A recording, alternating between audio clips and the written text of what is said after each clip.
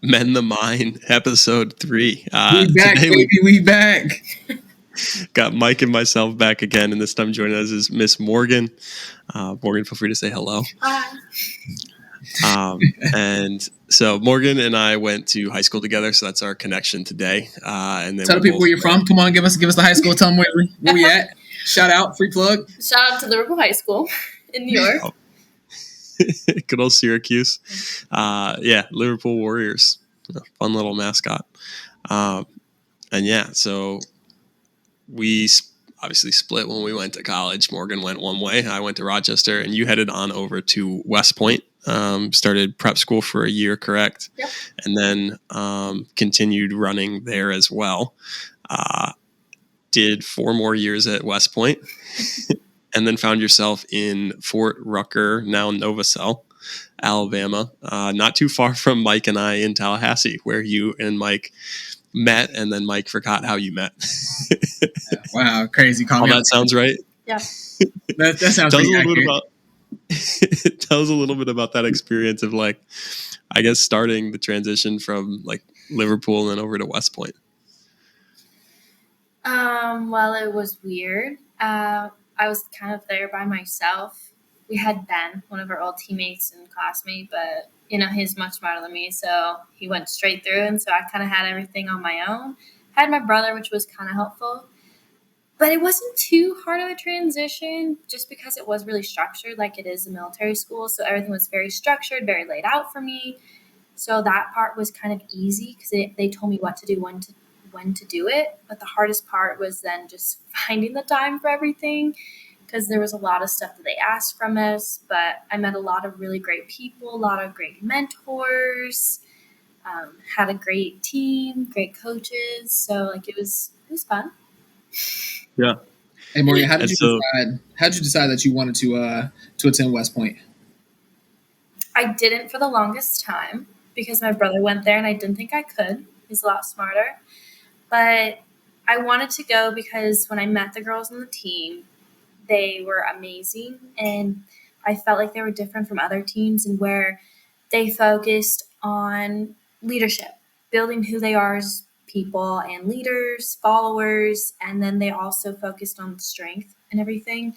I was around a lot of girls who liked just eating salads and, being skinny, and felt like this was a really good happy medium where they were working on themselves as an individual and as a leader and becoming stronger and working with others.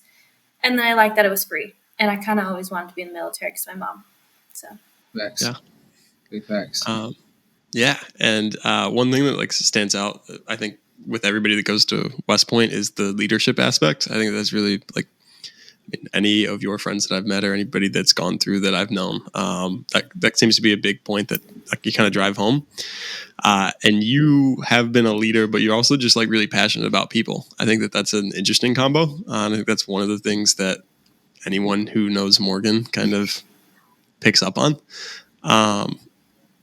How do you think that, that shifted, how you're passionate about people and the interactions that you have with people? You mentioned the team was one big piece that got you there. I think part of it was just being put in an environment where you're kind of told, hey, you're supposed to be a leader. You're going to a school to become a leader because one day you're going to be in charge of people's lives. You're going to have 18-year-olds and up looking to you being like, hey, ma'am, what are we going to do? And so I think being at Westpoint kind of amped it really up because it is a hard area. And when I went to the prep school, I had a lot of senior people there who, used to be in the military, and then they came to the prep school before they went to the academy. And so they kind of nurtured me and taught me so much. And I was, wow, this was really helpful. And from that moment going forward, when I became a freshman at Westpoint, I was like, I have all this knowledge, and I know how stressed out everyone is and how much of a culture shock it is for people that don't know anything about the military, that I was like, okay, this is my job now. I'm going to try to help out everyone as much as possible, get some little tidbits, teach them how to make their bed, teach them the ranks so they're less stressed out and they can enjoy it more, and give themselves an opportunity to stay in it longer and not quit. And then just on the team, I don't know, it's something kind of fun to do. You want like a really close knit team, and everyone kind of looks up to you like their big sister. And I've always wanted like little sisters, little brothers, because I'm the youngest, and so this was like my opportunity to kind of mentor those underneath me, help them become successful, because there's nothing more exciting than having someone come up to you and be like, oh my gosh, look what I did, like thank you so much for helping. Or when they're genuinely excited about something and they are coming to you telling you these things. And I don't know, just kind of like makes your day. And if I'm not making people better, then who will? So it's kind of one of those things too. It's like I want to make sure these people are bettering themselves and they continue to better others, so that way the organization as a whole is good. Yeah, I think that's really good. Something that stuck out to me. I know military as a whole. I think the common person or somebody who doesn't have a ton of military exposure, whether it be family members themselves, oftentimes recognize military personnel as a leader, someone of importance, someone to respect. So my question's kind of multifaceted here. But the first piece of that is to be a leader, there have to be people following you, correct?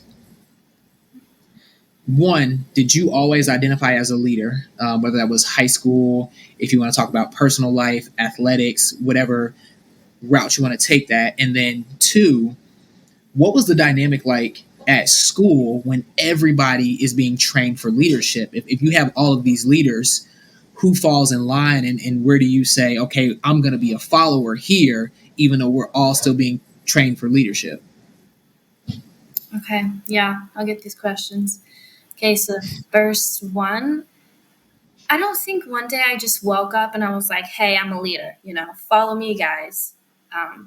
But I think on the team, at least, I kind of felt like I was a leader, especially when I became, I think it was maybe more like a sophomore, junior, when we started getting younger girls on the team, especially when we got two girls that were, still in middle school and they needed someone to look up to. And we were a really young team. And so I didn't feel like there was pressure from above to, kind of be a follower. And I felt like that was one of my opportunities, as one of the senior girls, as like a sophomore and junior, to kind of nurture the girls underneath me and to help them. Like, I don't know, like you're on a run and it's just kind of the easy thing to do. And I felt like because I was kind of good at running, I guess, in a way, it was kind of easy to help lead the girls, be like, hey, come on, like, let's go for this run, do those things like that. But I also genuinely like people and I really like the girls. And it's like that human interaction. And so it didn't really feel like I was being a leader, because I was like, just treating them like my little siblings, like my friends, like how I would anyone else. And I think that's one thing that I've taken away since high school all the way until now, is that human factor, that being personable and caring for others. I think that's one of the most important characteristics of leadership. And that was one thing that brought me forward into college, because I ended up being a captain at Westpoint. But a lot of times the younger girls and the younger guys were always like, hey, you know, you make the team. And when I left, a lot of people quit. It was really sad to hear, but a lot of people also still stuck it through because they knew that it meant a lot to me and that I had faith in them and I wanted them to keep going as long as they loved it. But the biggest thing was like, I didn't want a divide between the jumpers, between the throwers, between any of the field event and the sprinters and the distance people. I got to know everyone on the team, where they're from, what company they were in, if they had siblings, things like that. Because I had faith in the team, not just in the women's team, but in the men's team. I wanted us to just be the Army track team. I didn't want us to be the Army women's, Army men's, because in reality, we are just one team as the Army. And so I wanted to see success in everyone, and I just cared about other people. And I think that's what helped others see me as a leader, is because I showed up every day with a good attitude, and I cared about people's days. I wanted to hear what was going on. And when they had a bad day, like I would stay late, talk to them, figure things out. If they were in a performance, drought, we'd talk about it, work on it, things like that. And so I feel like then leading into your second question, or I guess going back on that first question and even getting here at Fort Bliss. So I'm one of the platoon leaders in 1st Battalion out here. And one thing I've noticed from being like an observer at first, when I first got there, just kind of watching everyone, or the leaders that everyone tends to like are the ones that take care of you.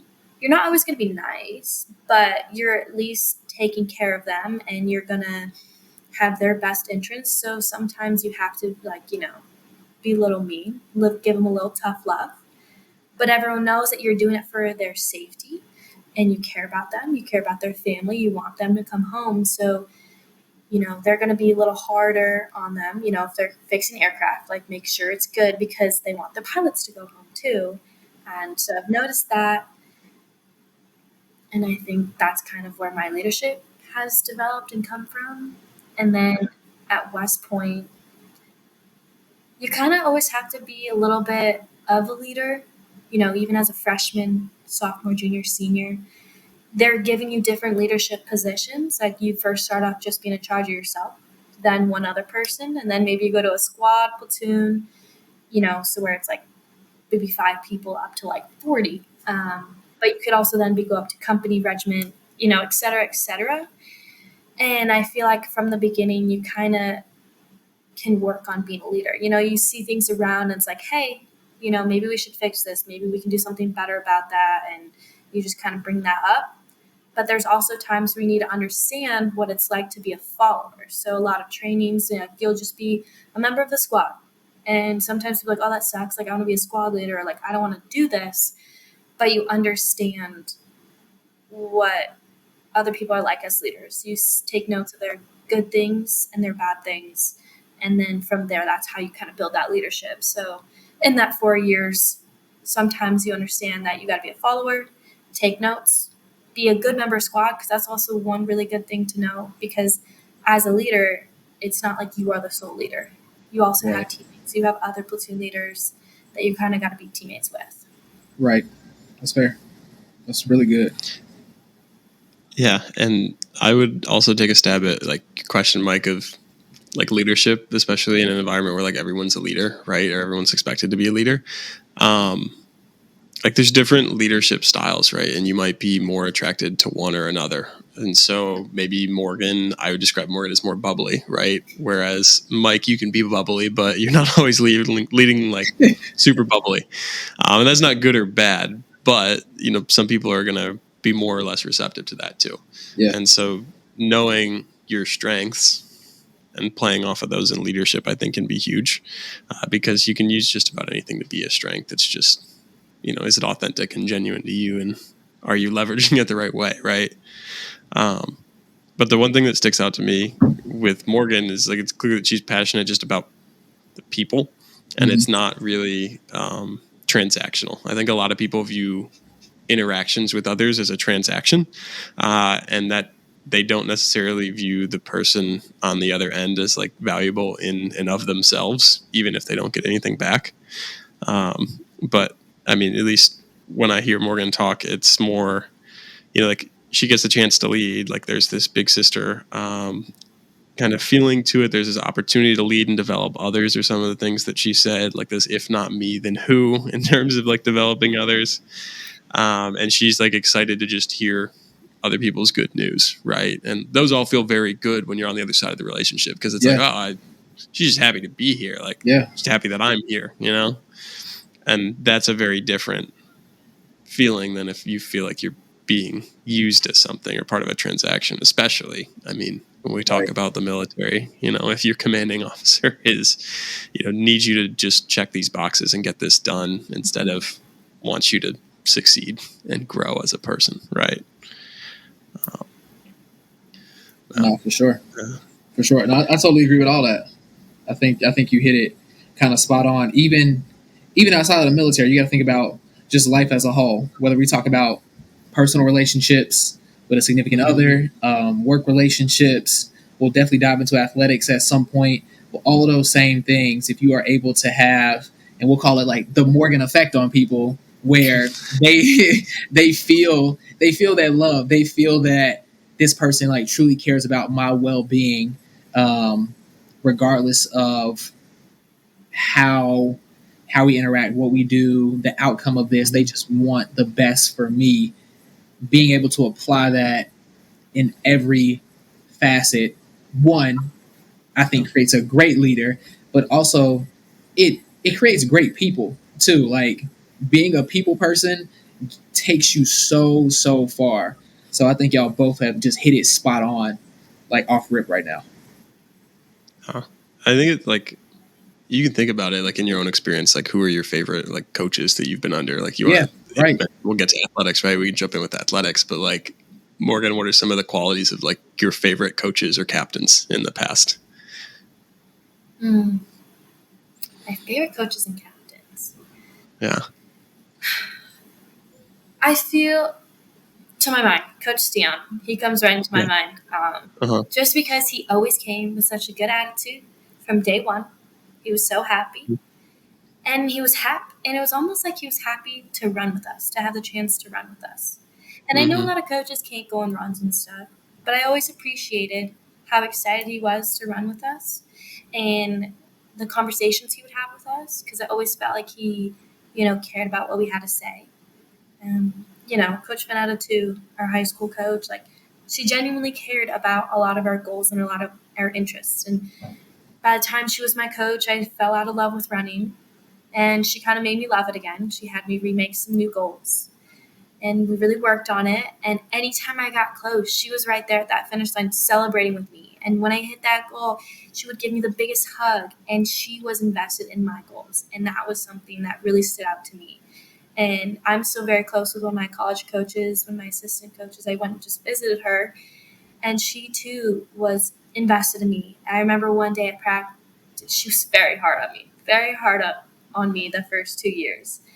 And we've talked about it since. And I later realized it was because I was a lot like her, and she saw so much in me. And one day I was like, Coach, I've had enough. Like, I don't want to keep running. Like, you're leaving. I don't want to be on this team anymore. And she was like, no, Morgan, like, you have to lead this team. She was like, the girls need you. And I was like, you're right. I was like, I love my girls. I'm not going to give up on them. And so it was kind of one of those things where she knew and understood me and knew and understood the team and made decisions that would best benefit the team. And then captains. I have my one captain right now. She's headed to Ranger School. She's super amazing. And she was one of those people that she would be there for me in my highest and my lows. And it was never, like, she was faster than me. And she was stronger than me. But she never made me feel that way. She always made it feel like I could catch her. I could beat her. And when she graduated, she was like, so when are you going to break my record? And things like that. And it never felt like a competition between her. It was always like it was her and I together. And a lot of times when we'd race against Navy, it was like, hey, we're going to get 1 and 2. They can get 4 and 5 or something. They'll come behind us, but it's you and I. We're going to run this race together. And so she really cared about me. Her and I, we still call every once in a while and chat. And, I just always appreciated when she was there for me at my lows and at my highs. Yeah. And I think like one of the most interesting things about that too is like, so you emphasize a lot of the same points, right? And just like the value and feeling valued by those in leadership positions, but really just in life in general. But your assistant coach at Westpoint it wasn't butterflies and rainbows at the beginning is what it sounded like. Right. It doesn't have to be, right? And I'll throw it to Mike because I think he actually thrives with a little bit less of the butterflies and rainbows when it comes to athletics. But what about you, Mike, for some of the favorite coaches, captains, things like that? Oh man. So some of my favorite coaches and captains, two immediately come to mind.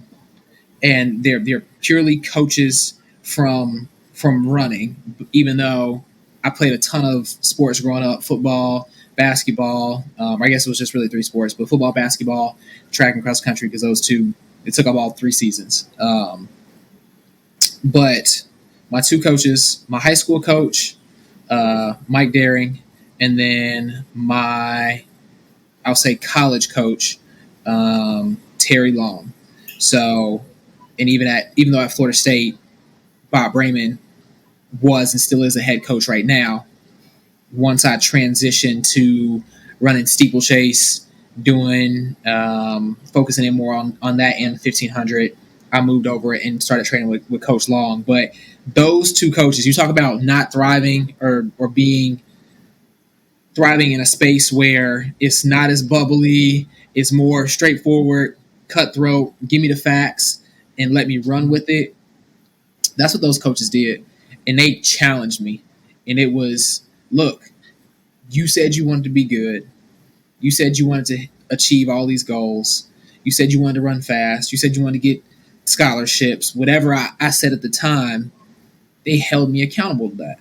And that is what I very much so appreciated. And as I talk this out, when I think back to some of my youth coaches, I don't know if at the time I had the competency to really understand or recognize the value that they had in my life, because it was just like, oh, I'm out here playing sports. We're out here. We got dads coaching, uncles coaching, parents, like whatever it was, you get parents volunteering their time to come out here.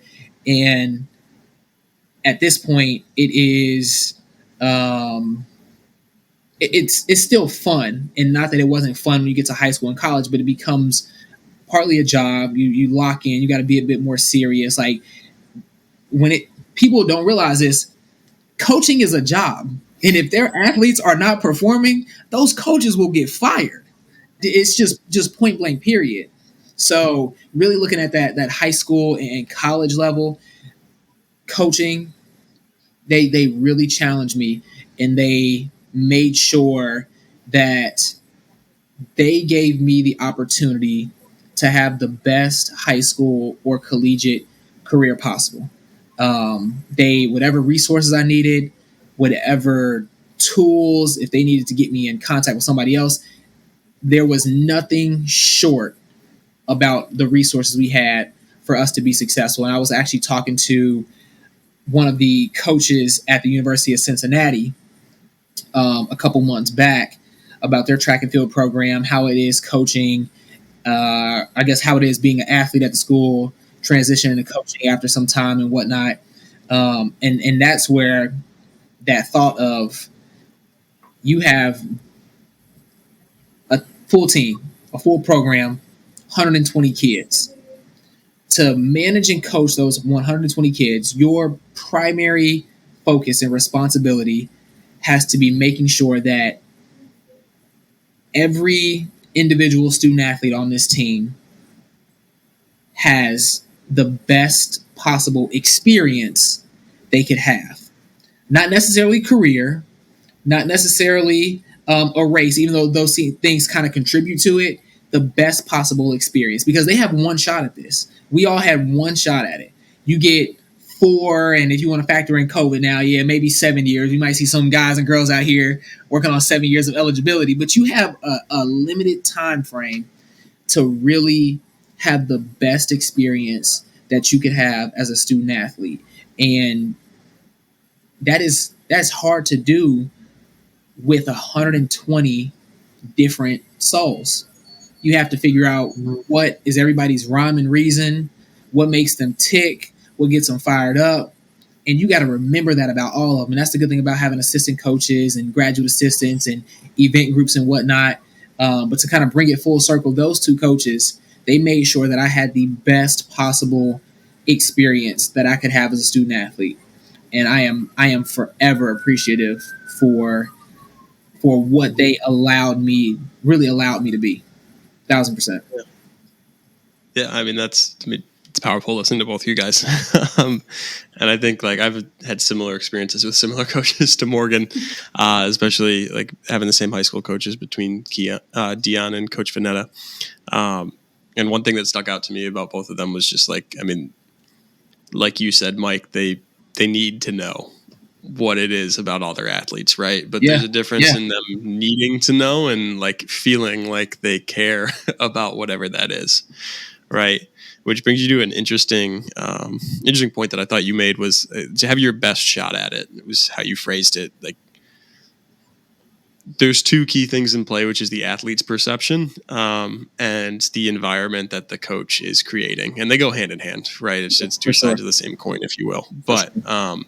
the coaches can create an environment that promotes this feeling like I am getting my best shot at it by treating people as people, and kind of another big thing that I haven't explicitly touched on, but like just unconditional support, right? Instead of it being like, oh, you had a good race, now I'm going to support you, right? Like that doesn't feel good. That feels really bad when it's not there, actually. But just genuinely valuing people and those relationships that you have with them through thick and thin. To help create that environment, but also the perception on the athlete side. How many times have we heard like an athlete just complaining that coach is being like, a jerk and like this and this and this, and they're trying to set me up for failure. And it's like, really, like Mike said, like their job is for you to do well. I don't know if they're actually setting you up for failure. Yeah. I don't know if that would cross their mind, right? But how do you create an environment where the athlete's not perceiving that? Right? Like, I mean, used to work with some athletes who just thought their coaches had it out for them. And the truth was they didn't. They wanted them to succeed. You're just not communicating the same way, right? And that becomes really important. And so things that stuck out to me about Dion and Vanetta was just taking perspectives.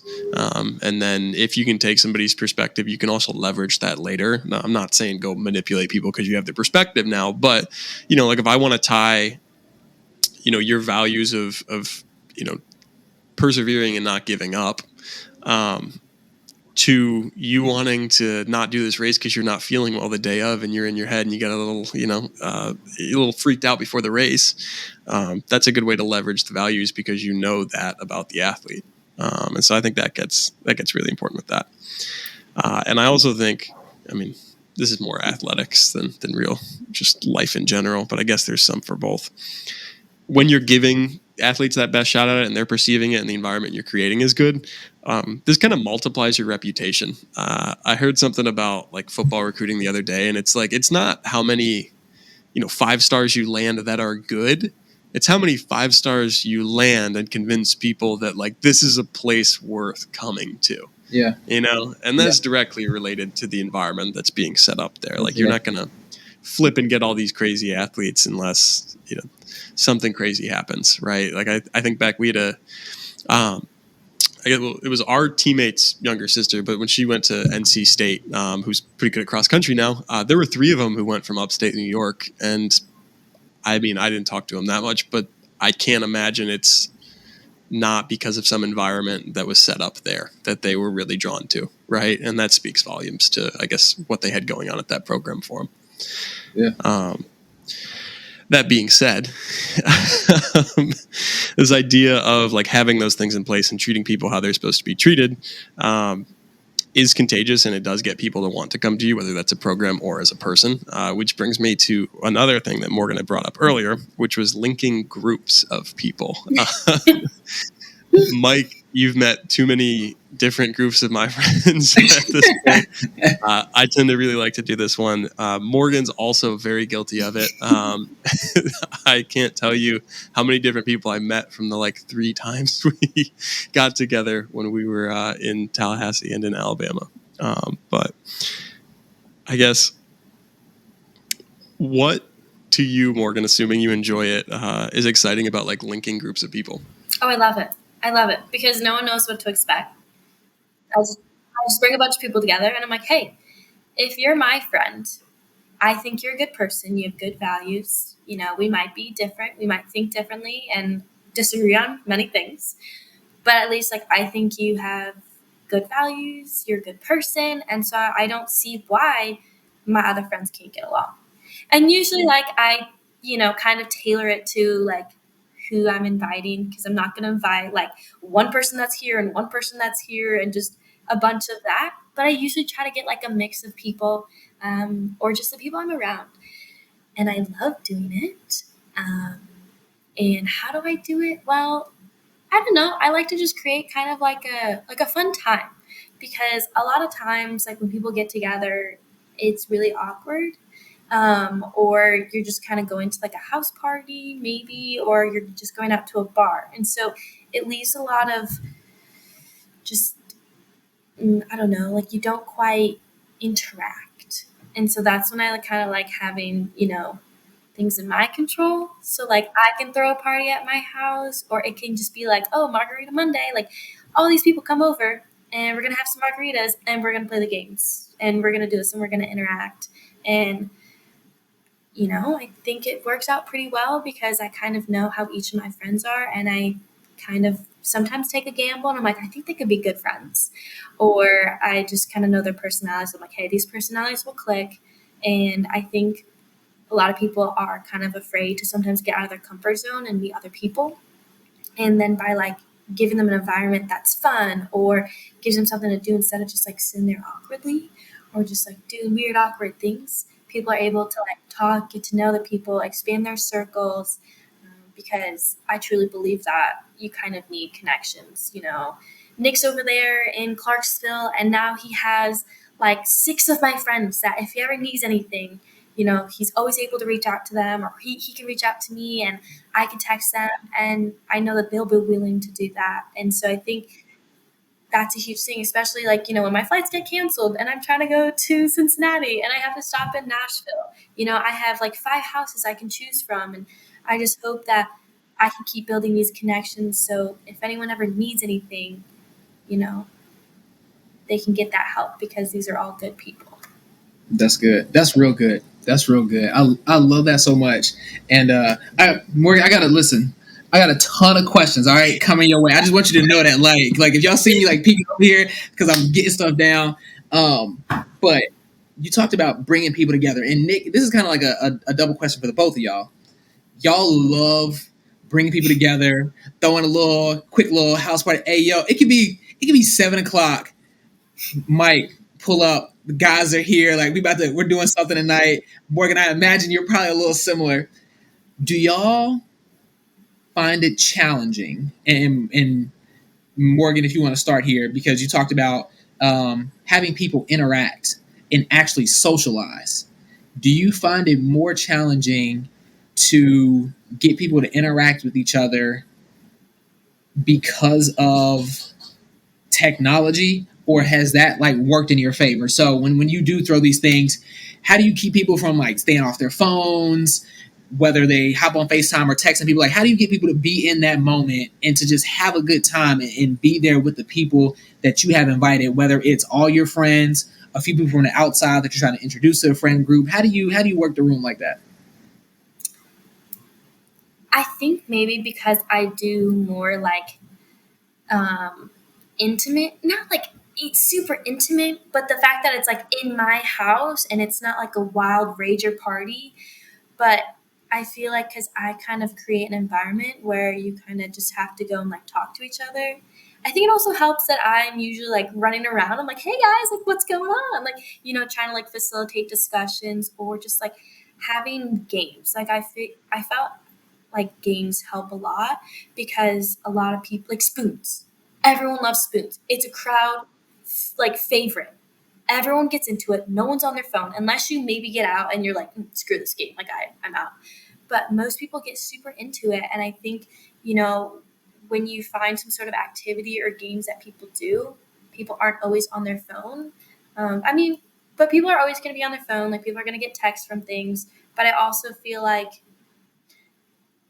I found a good group of friends and that genuinely want to hang out with other people. Or I don't usually like put 10 strangers that don't know anyone. Like usually people know a couple others, or there's like one of my groups of friends and then another group of my friends. And then, I kind of try to bring up things that they might want to talk about or the games. And that's a good like conversation starter, distraction. But I feel like when you kind of get out more towards like the bars or something, or environments where you can kind of split up and conquer and divide, is when it kind of gets a little hard, because then they feel awkward and uncomfortable, or maybe the group hasn't meshed yet. Like you kind of gotta hang out first and then go to the bars together. And then that way, like, you know each other, you know what to talk about, and you're not all just getting hammered right away. I think that's kind of like the biggest thing. Okay. That's good. Yeah. That's good. Nikki D? So I actually I take a different approach. I agree with the games. That's one that's like very similar to me, and I also think that I mean I'm not. So I agree with everything Morgan said. I do it a little bit differently, I guess is what I meant. I put in a lot of legwork on the front end, and I think you do this as well, Morgan. But maybe this isn't like what sticks out to you. Is I stage situations and manipulate it a little bit, not in a like bad way, but like I'm gonna hype up whatever that event is, like the week and a half leading up to it. Like, how many times did I come into Fleet Feet and tell you like the same thing? And I'm like, yeah, this Saturday, right, Mike? Like, can't wait, dude. It's gonna be so sick, right? And I'm like, I'm already like trying to instill that this is gonna be a good experience and like appeal it to you. I'm doing that with everybody that's going, right? So by the time they get there, hopefully they're pretty excited and find the situation like kind of valuable. And I think that for me is what like kind of balances out like the being on your phones and things like that is you'll be on your phone if you think your phone is more fun than whatever is going on. But if I can convince you that this is fun and get you to buy into that, maybe you won't be on your phone, I guess is how I think about it. And as far as like being in the moment and like actually having them connect with each other, some people hate that I do this, but I like both of you know, I'll give you a rundown on whoever it is without their consent, right? Like if you're about to meet Nat or you're about to meet Mike, like there's a good chance whoever I'm bringing with me already has like a quick 10-second rundown on who it is that they're meeting. I know it's a complete red flag. Red flags all day. All right, that's it. I'm glad you got the reference, bro. Like this major red flags right now. Like if anybody's listening, crazy. But like they'll come up and they're like, oh, like that's Mike. Nick likes Mike. Mike is super cool. He was his manager at Fleet Feet, and he used to run in college, right? And that could be the extent of the rundown. Like, I don't need to go out there and like spill super serious tea, but just like if I know there's a connection between you and Morgan, I'm going to make that connection apparent to both of you before you actually talk to the other person, so you have something to talk about. Or like similarly, if I come up and there's two people there and they aren't talking and they are on their phones or something like that, I could come up and be like, oh, did you hear like so-and-so is getting into music? Like, don't you play the guitar? You know, and like set up that conversation in that way. Before I've actually like seen that in person. You rent two people not even interacting at all. I'm like, how are these two people talking to each other? Like, how did Nick make this happen? I've seen that. Nat's laughing, but like in Fleet Feet, that's 100% what it was. And she'll say like the minions of Fleet Feet, right? Like miss Nick because he used to stir the pot and get him riled up. But that's what it would be is like, hey, I know this about, you know, so-and-so, and I know this about so-and-so. You guys are polar opposites on nutrition. Did you guys realize that? Bam, conversation started, right? It doesn't have to always be an agreeing thing, but just messy getting it started. But yeah. So, and if the people that you are doing this with like genuinely trust you and you have a relationship with them, yeah, it tends to be fine. Like that's obviously nice. If you're stabbing people in the back, there's your big red flag. But like there's a way to do it where there's no like ill intent, I think, as well. No, that's facts. That's facts. Now, I think both of those are really, really good takes on just bringing people together. And Nick, I think you hit a major key when you talk about having people trust you. And Morgan, you alluded to this earlier, like having people's trust, whether it's a coach having a student athlete's trust, a student athlete having a coach's trust, people, if you're a team captain, people are trusting that you are taking them in the right direction. So like when you have people's trust, it makes these scenarios, it makes the relationship, it makes the dynamic just so much different. And again, that can really be applied to any area of life when you think about it. So I think y'all both have hit the nail on the head with that. Real quick though, because we're talking about bringing people together, and Morgan, you, without saying it, you talked about, or you mentioned in my head, this is what I heard, like speed dating a little bit. Like you bring people together, they may not know a ton about each other, and it's just like, okay, well here's this person, and even I'm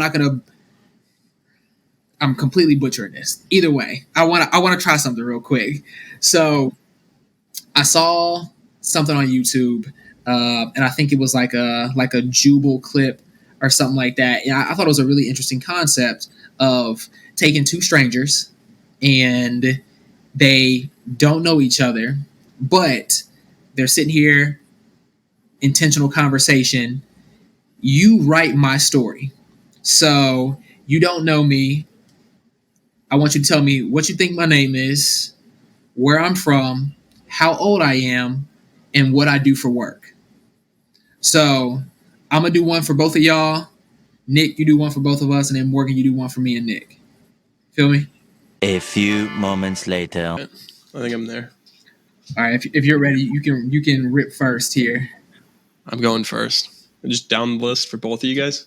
Yeah, whoever you want to start with, you can do, or let's do one at a time. So start with me or Morgan. Give us name, where we're from, age, and what we do for work.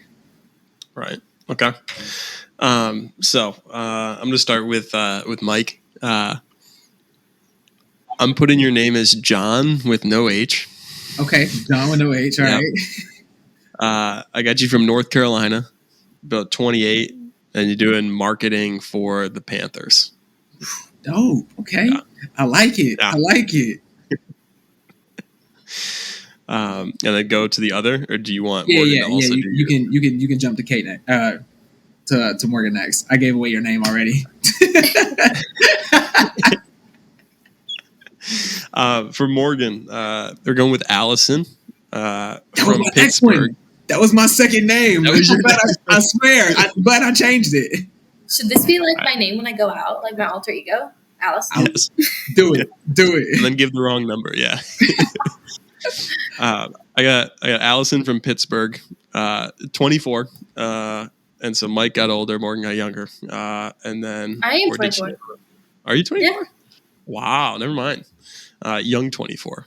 Is your birthday coming up? November. Yeah, because you and Evan are right by each other, right? Same day. Wow. And then for work, you know how they've got like fall festivals and stuff like in the Northeast? Yeah. I could see Morgan like being a manager that's just like taking kids apple picking and like driving them around the farm. Okay. She doesn't live on the farm or anything. She's just like it's her passion. Happy-go-lucky picking apples and strawberries with people. Yeah. Carving pumpkins. Facts. Okay. All right, Mike. You'd probably come off as a Ray to me. A Ray, all right. AW. I'd probably think you're from the Bronx just by how much like energy you have and love to use your hands when you talk. And then I would say 25. And then I'd probably say you're either a financial advisor or marketer, just based on like I feel like you're probably trying to sell me something. I feel like like the energy is something that like a financial advisor is like, hey, you should put your money in this Roth IRA, or like, hey, invest in this, like all that stuff. Like I feel like that's probably how our conversation would have started. So that's why I'd say that. Nick? I'm good with that. Nick, you're giving major Trent vibes right now with like kind of the long hair and like the hat backwards. Gave me big Trent vibes. So then I kind of went with Washington State. You're giving kind of like this like hipster-ish vibe. And that's where I kind of kept going. I said 24, roughly around how old you are. And then I think you'd be kind of like a history teacher who like loves coaching and like just has a bunch of like random like hobbies and stuff that he does. I hope it's not too late to get there. That sounds kind of nice. Okay. That was good. Yeah, that's solid. I like that. So I'm going to start with Nick because, Morgan, I think you and I are kind of on the same page here. So I called Nick. Your name would be Drew with the hair going back, got the hat. I said Arizona or Colorado. One of those two, kind of same like liberal areas, giving the hipster vibe. I was like, I could definitely see you being from there. You got older, said 28. And then I have been stuck on your job, but if I had to pick one, I'm going to say you're like a museum buff. So like you're like a museum of natural history, a museum of just arts, kind of along that same line of just knowing random facts, educating people on stuff. That's what I would go with. I'm on board with both of those. Those both sound fun to me. You'd be like the guy at the night at the museum. You know, Yeah, like, there we that go. he's also like the security guard, and then the museum comes to life, and he just lives there and like plays with them. Where do I sign up for that job? Hollywood. Oh man! All right, and Morgan, who is now Kate, who I called Kate by accident and gave away your name. So you be a Kate, and I swear to you, like my first name I had was Allison. I was like, nah, I gotta find something better. So Kate, but maybe you should be an Allison. Your name is Kate. You are also from North Carolina, Nick. So you are 23, right around the same age. And I said you'd be working in HR right now. I think you just be working with people, developing them, whether it's hiring, training. In that HR realm is where I see you going.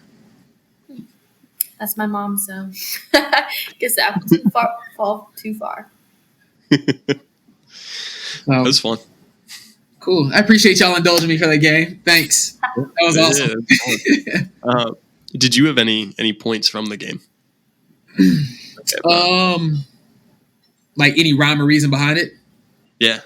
Well, I guess just because what sparked it was the thought that bringing people together, you don't know who you're going to meet, Yeah. how this person operates, what they do, kind of just going in blind. And when I was watching the video, it got people talking, it got people laughing, and it really got your guard down because in this moment, it's acceptable to tell somebody like, nah, that's wrong. Mm-hmm. Like, that's not who I am at all. I'm this completely different person, but it allowed you to use your just own imagination of who you perceive them to be. And I think that just kind of ties back into a lot of the stuff that we've already talked about with perception of athletes, the experience they're getting, the environment or culture that a coach is creating in this little game. Like, we knew it was lighthearted. We knew it was fun. We knew what we were walking into in this moment. And we were just here in this moment together. So that's what initially sparked the thought. But I would honestly love to set up a networking event, if you want to call it that, where people are out in public. Like, it could be a park in downtown Cincinnati. Hey, whoever comes out, if you want to sign up for this, come out. You'll get a random number. You're going to talk to this person across from you for 3 to 5 minutes, and you'll move to another number just to get people interacting together, to build community, to allow people to do something different. It's a change of pace. So, well, I like that idea. I really do, because it kind of brings up almost into, you can tie it into leadership. And you're talking about how, you come up with these stories when you first meet someone. And obviously we all kind of know each other, but, we kind of went based on like what people might look like or how they might act. And I think it's kind of interesting because if you do this game and you're so far off from someone, because so many times people think I'm not from the Northeast or I'm not from New York because they think people from New York are really rude and mean. And when I tell them I'm from Syracuse, New York, they're like, wait, like, really? Like, but you're nice. You're not like them. And so I think, playing this game is a way to almost bring out some of our unconscious biases and maybe even some conscious biases. And then, kind of realize like, hey, maybe I'm wrong. Like, maybe these people are different. Maybe, these people are actually nicer than I thought, or this actually makes this person tick, or like, oh, hey, they're from where I'm from, or hey, they're from somewhere totally else, and that's where I thought people were like. And so I think that's almost kind of like a good, like, breaking the ice game, like in the work environment, maybe on your team, somewhere else, because you can kind of break a lot of stereotypes, but also understand like how you stereotype people and get to the understanding of learning people too. Because you might think someone grew up in one of those perfect houses, and in reality, it was a broken home. Or maybe they've raised their own siblings too. Something like that, where you can then start finding these little details about people, and then you can start making those connections and those bonds, and it just kind of helps get that interest that you're showing them. yeah, for sure. I agree with like everything you said. You actually had a lot of overlap with some of the points that came to mind for me, which was like you're almost insinuating like curiosity through the game, right? And so that interest that Morgan's talking about, like it's kind of like natural, because if I get it wrong, and be like, okay, well, what do you do then? you know, but it's also in like a friendly way. I think one of the coolest kind of realizations for me through psych literature is how defensive people get when like their confidence is like takes a hit, right? And like both sides do it. It's just natural, right? If you tell me something, like even at a shoe store, right? Like so, Morgan's, it was your sister worked at Fleet Feet, correct? Or still does? And so up in Syracuse, the big apparel store. Ooh. But if somebody like a customer comes in and like says to yo, I want this shoe off the wall, like blah blah blah blah.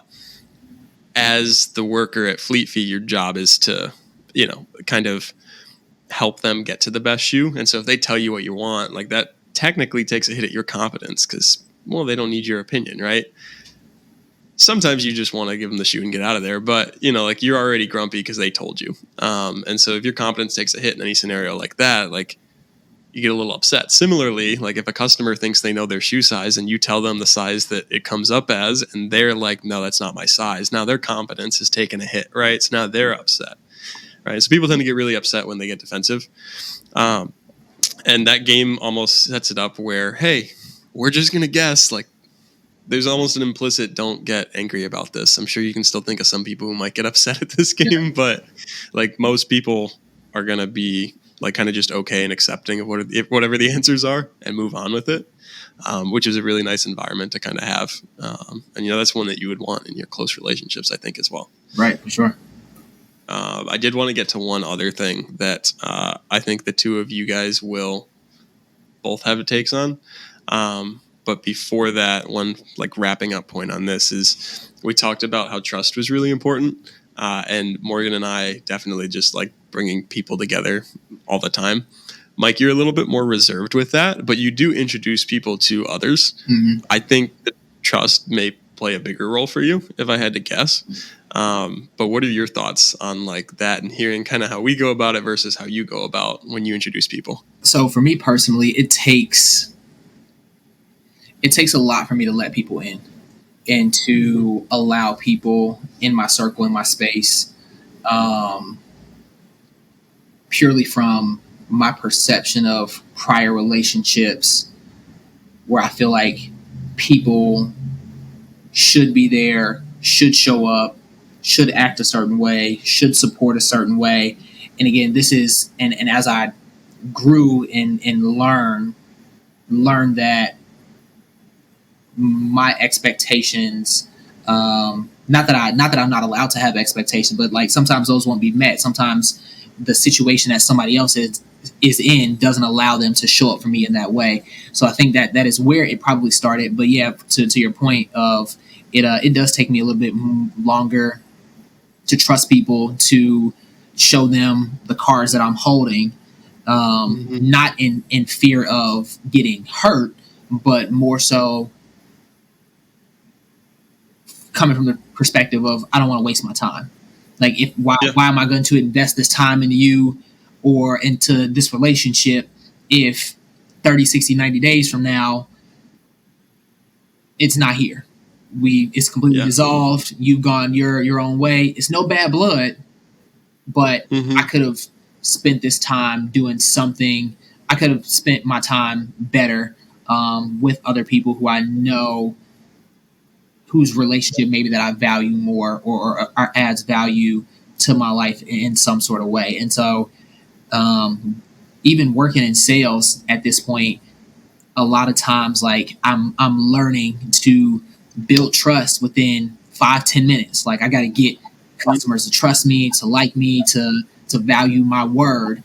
And I also have to have that same trust and value reciprocated. If not, this relationship is not going to work because there's going to be a certain window. You get your sales cycles and stuff that's for a totally different day. But when you have that trust, I'm learning that it just makes things so much easier. So when it comes to bringing people together, it's something that hasn't been on my heart in a while. I like attending events, hanging out with people, being in spaces and places.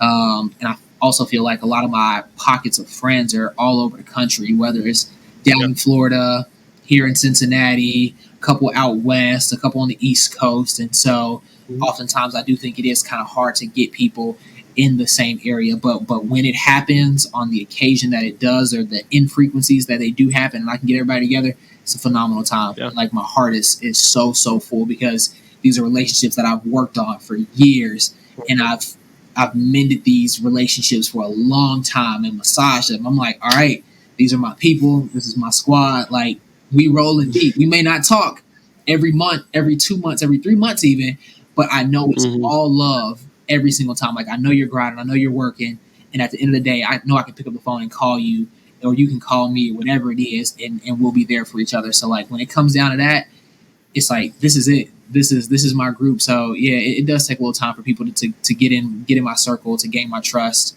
But when you're in, and we're solid. So and so I do want to like clear one point. Like, it's not that Mike doesn't talk to people. Mike's actually really good at like talking to people. He like going into the room and like lighting that room up. But you have remarkable like ability to know when, like, okay, well, once we leave this room, like, I'm never talking to this person again. That doesn't mean you're deading them. You're just like, you're aware of that in the moment. Whereas like for me, like, I don't think about that at all. I'm like, yeah, everybody's going to be friends forever. That's not really how it works, right? But the transition from that, you said it very nicely. Like, the people who you're very close with, you know, I know you're grinding, I know you're working. You sent me back to a like Kobe clip, like one of those motivational videos. You know, me and Nat, big Kobe fans. But he was like, look, everybody in my life knows this, right? Because they asked him a question about like, well, where does family come for you when you're chasing a championship? And he was like, I am consumed by the game. Like, I am consumed by this journey, and everyone in my life understands how important this is to me and respects that. And if they're not, then they're not remaining in my life, right? And I'm not saying it's that deep, right. But in terms of like your longest term friends, you know, they understand that you've got stuff going on, and that doesn't take away from the friendship necessarily, right? And so that's one thing, and also allows me to shift over to the idea of the grind with Kobe in the gym all the time. Miss Morgan, the other thing that we talked about, and the other thing that Mike and I have talked about a good bit, is kind of this idea of staying active after college. And like, especially when you go from practice to like not having practice, you're in a kind of unique scenario where like the Army does need you to stay fit. How fit and how rigorous those guidelines are depends on who you're asking, I think, in the Army. But there is somewhat of a baseline there. You've kind of embraced working out full on. Mike similarly did the same thing after a little bit of time to himself. Talk to me a little bit about that. What gets you so passionate about the gym, and how did you transition that? We were talking about that all in the last podcast, but essentially like, if your best you as an athlete at practice every day and you don't do that anymore, you're like, well, that's not me. But you were able to carry that over. I think at first I was really excited to just have my own schedule. I was like, oh, a break from running, like so excited. And then slowly I was like, ooh. I was like, all I know is running. Like, I probably should keep running. Like, that's how you stay fit. I was like, I gotta show up. I gotta be able to be able to run, like whenever. And then quickly I realized that I was like, hey, in college it was normal, like, you know, to just be strong, like to just be really good at running. But now in the Army, it's like, I'm like, okay, my job is not to be as fast as possible. I'm supposed to be well-rounded. Like, I need to be stronger, and I need to still be able to run, but I also just need to be a more rounded person, because this is now my new job, is, you know, being an officer, taking care of my soldiers, and leading. And no one's going to look at someone who only runs. Everyone hates when, like, your officers just make you run, because no one really likes running. Like, if you're not good at it, it's kind of hard, and it's not fun when you're forced to run fast. And so I quickly moved to the gym, and I was like, okay, I always loved being in a little cage at Westpoint and being around my friends and listening to music and dance. And I was like, okay, I'm going to go to the gym. I'm going to do this. I'm going to lift some weights.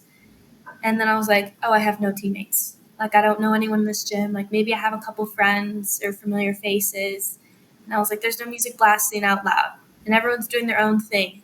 And I quickly felt so uncomfortable and so self-conscious. And I was like, well, I don't know what to do. Like, my coaches always gave me the workouts. Like, I can do these here, but I'm going to look like a weird athlete because I'm going to be doing some weird lifts and stuff that people at the gym don't normally do. And so I reached out to a lot of my friends who were big into the gym, and I was like, hey, I want to get stronger. How do you gym? How do you? And then, the thing that helped me the most was getting a good playlist. So one of my friends, made a playlist, sent it to me. It's more like heavy metal, which I'm not used to, but I put it on and I was like, okay, I'm a badass, like, I'm just going to embrace it. And I was always afraid people were watching me, people were staring at me. And he would just remind me, hey, just listen to your music. And like, it's just you in the gym. And I was like, okay. Mm-hmm. And quickly from there, I gained more confidence because now I knew where all the equipment was. So I wasn't looking around like a weirdo, and I knew what my weights were. So I wasn't having to test out a bunch of different exercises.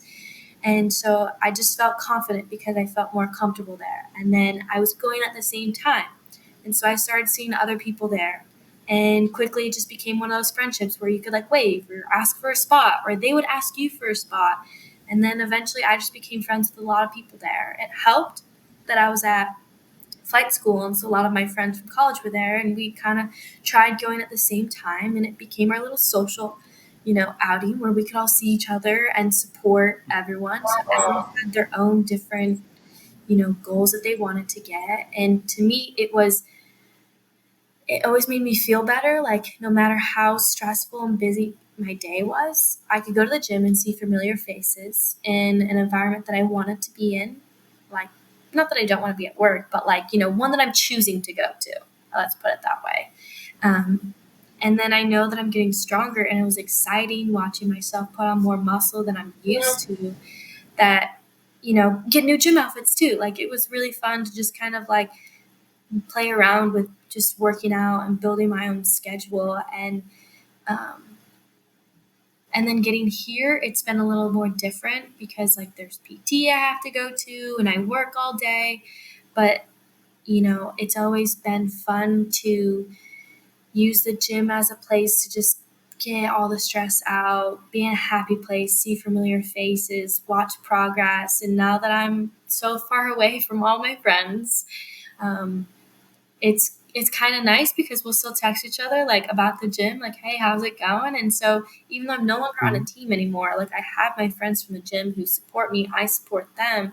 We still kind of talk about things, or I don't know, now we're all talking about trying to do another triathlon. Like, we signed up for one because we've all just been adventuring with sports, like play pickleball, go on bike rides together, do triathlons, sign up for random things. And, we're all like, hey, let's get the band back together. Let's go do a triathlon or a race somewhere.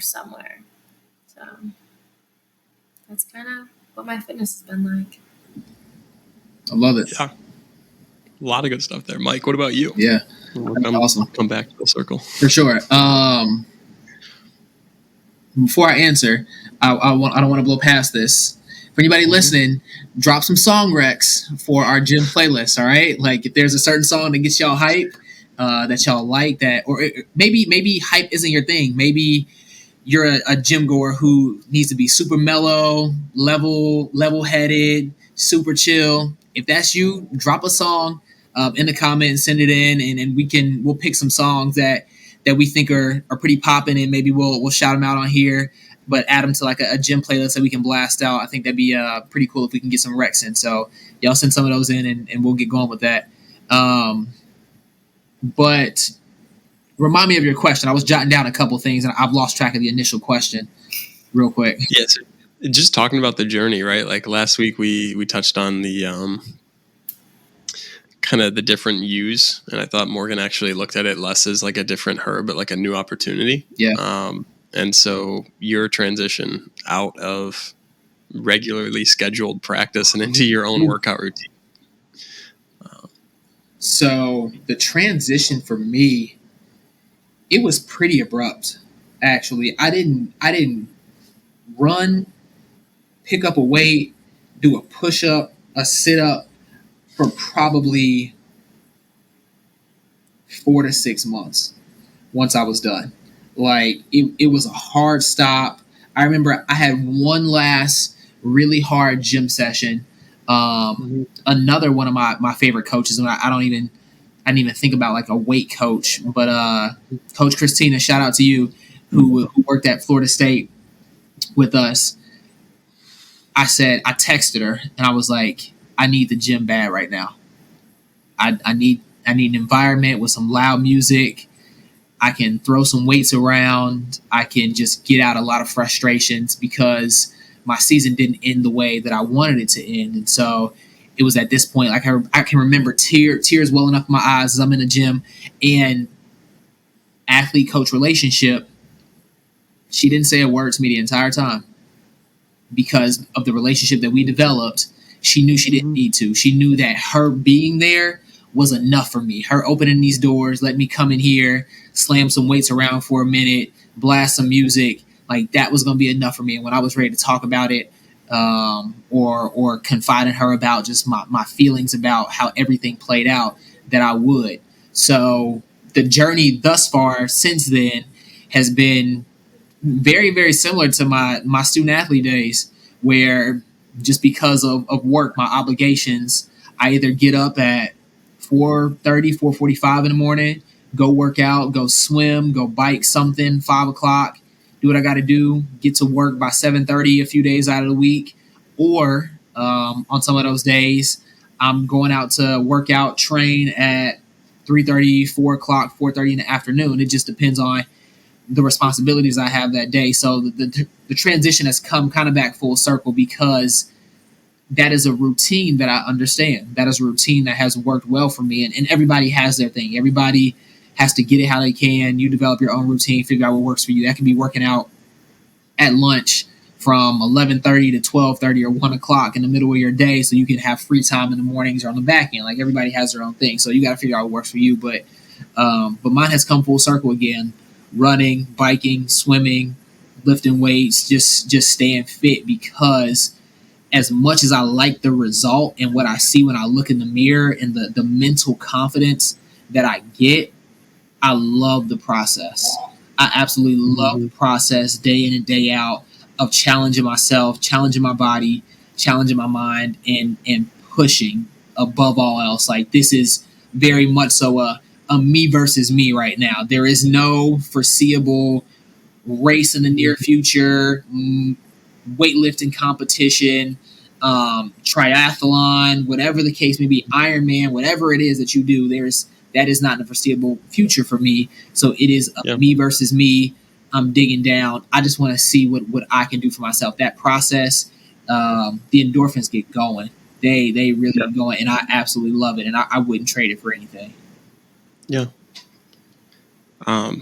Yeah, I mean, you, again, similar to earlier with Morgan, stole a lot of the points that I was going to use, or didn't steal, but also came up with the same ones. It's a better way of phrasing that. But I guess for me, similar to Nat, I haven't had the most fun in the weight room.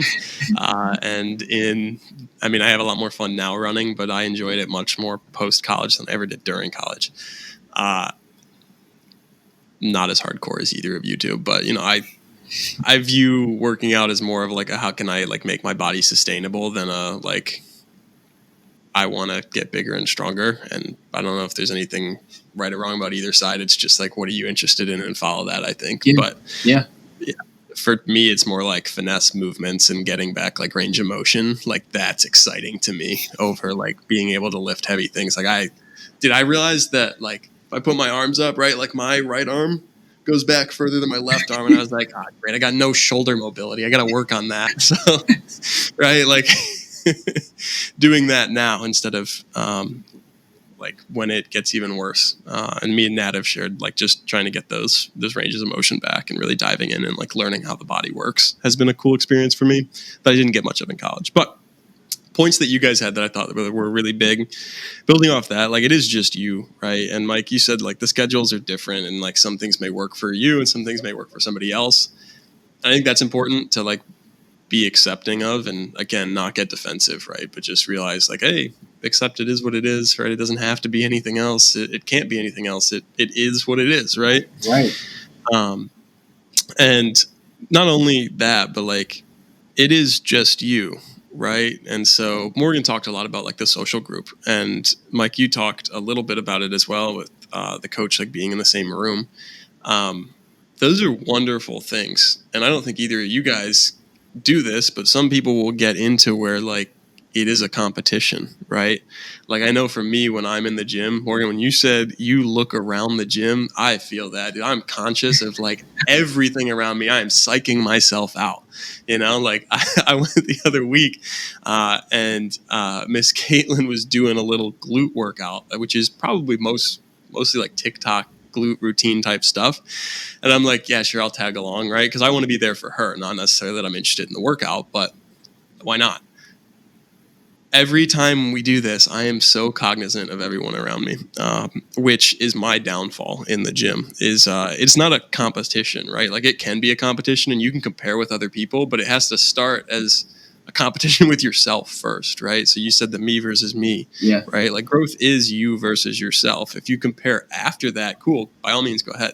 But if your primary goal is to compete and it's not your own self growth, it could work for a while, is what I'd say the psych literature says on it. How sustainable is it? It's not as sustainable as it could be, is probably the blanket statement. And so I thought that was one thing that stuck out with both of you guys, is like there's different ways to do it, but it's more about your mindset going in and making sure that emphasis is on like growth and kind of healthy. And so Morgan, you listed a couple things in a row of like, so getting a new outfit is exciting, right? Instead of this, oh, well, it costs a lot of money, right? Like there's two ways to view that. If you feel like you have to go get a gym outfit now, I mean, I guess you do need clothes to work out just go to in. TJ Maxx, the men's section. Those t-shirts are like $7, $8 compared to like whatever you're seeing on TikTok. Just go to TJ Maxx, the men's section, get a big t-shirt. You're good. Mm-hmm. Yeah. Also, TJ Maxx sponsor us, please. But right, free promo. Come on now.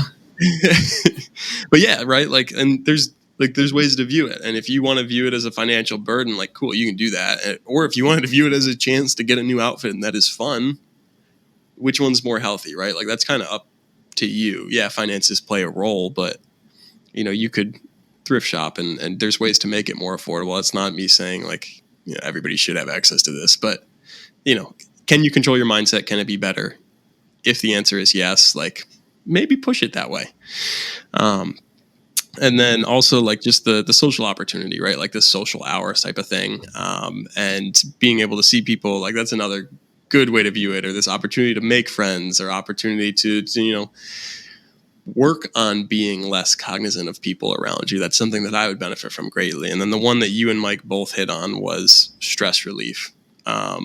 Like the gym can be stress relief, or you can view it as stressful because you have to go to the gym. And one of those, again, is much healthier than the other. Mm-hmm. And so I thought that was really cool. And especially Mike tying it to the process over like the outcomes. Like the outcomes can be great, but if you're just in love with the outcomes, similar to people, like if you're just having that relationship with somebody for an end or like an outcome, it's probably not going to be as sustainable as right. valuing that process and enjoying that process for what it is, or valuing that relationship for what it is, regardless of what fruits come from the tree, right? Sure. For sure. So those are the things that stuck out to me. No, that's dope. That's dope. I think I don't know if I have any like additional questions right now.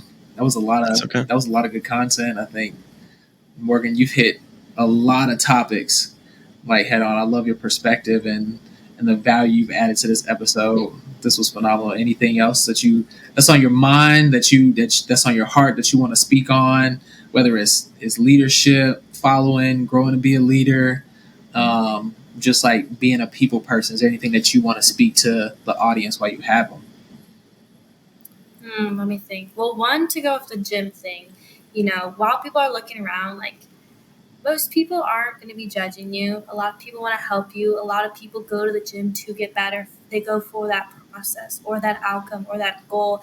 And one thing that I have, become better at is like, if someone ever asks me for something, I'm like, oh yeah, hey, like, yeah, I can help you out. Or, I go and ask other people for help or advice, and I think that's one thing that a lot of people are intimidated about, and they feel like everyone's watching them. And a lot of time, people may only be watching you because they're curious in your growth. I mean, a lot of us at the gym, we all celebrate each other's PRs, like no matter how small or how big they are. If there's a good community, like just don't be so scared and so hesitant of the gym and people, and then kind of tying into like people and leadership. Don't ever be afraid to like just have a conversation with a stranger in a safe environment, but maybe you play that game that Mike suggested and you get to know someone. One thing that all my friends are like, why do you go and like just talk to everyone or like make friends with everyone? And it's because I genuinely am curious about everyone else and their perspective and their lives. And while I know these people might not be my tight knit friends like Mike has, I know that when I go and talk to these people and meet these people, that I'm going to grow in some sort of way. They're going to tell me about their life, or I'm just going to have some sort of experience that I can like look back on later and be like, that was kind of neat. Or like they just kind of educated me a little bit. So I think just continually invest in yourself. It's not going to be an easy process. You're going to have days where you don't want to go to the gym or work out, or you feel terrible because you didn't go.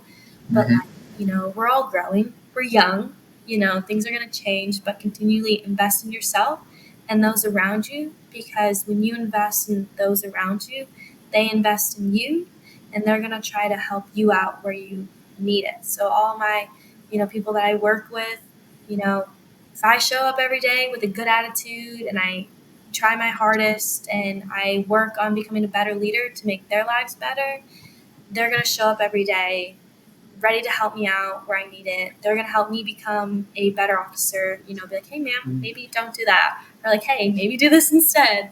Or they're going to be like, hey, you want to talk about the helicopter? Like, I can teach you this stuff. And, it's kind of one of those relationships where if you invest in yourself, you put your foot forward first. And then, if they're, a good person too and care, and they know that you care about them, then they might help you back. So, yeah, those are my tidbits. That's good. Nikki, do you? I mean, I thought she hit everything. Just like, right, like view those as opportunities, not as like threats, right? Like threats do exist, but how many things have you shot down or just instantly gone to a negative mindset? I mean, common example, right, is always the driving. Like, did they actually cut you off, or what's really going on here? Do we think they were actually just trying to be a jerk? Usually we do. Is that fair? I don't know, dude. Wife might be pregnant. They maybe got to get to the hospital. I don't know. So, I don't know. I think Morgan does a good job of giving people the benefit of the doubt and kind of like exploring opportunities before she like writes people off. And I think that's something that we could all do a lot more of. Yeah, I love it. Well, Morgan, we appreciate you a ton for joining us on episode 3 of Men the Mind. This is great. We'll definitely have you back again at some point in time. When you're a big Army officer out here, just doing whatever it is that you do. You may be overseas next time that we talk. But again, we truly appreciate you just hopping on with us and sharing some of your opinions and thoughts and experiences for a little bit. And we hope that whoever's listening to this, you get some value from this. You get a key takeaway or something that motivates you or resonates with you that you can take and pass on to somebody else. Kind of like we've talked about a lot during this episode. Be good to people. Like help grow people. Be good to yourself, kind of first and foremost. And Nick, you've been huge. You played a huge role in my life with this, talking about just be good to yourself. There's no reason to be so hard on yourself. Be critical, but don't be overly hard. Like it's unnecessary. And continue to grow people, love on people, and see them for who they are. So, Morgan, again, we appreciate you for jumping on. Nikki D, thanks for kicking us off and getting us going. This is episode 3, and we got a lot more to go. This is a marathon. So this has been great, y'all. Thank you. Thank you, guys.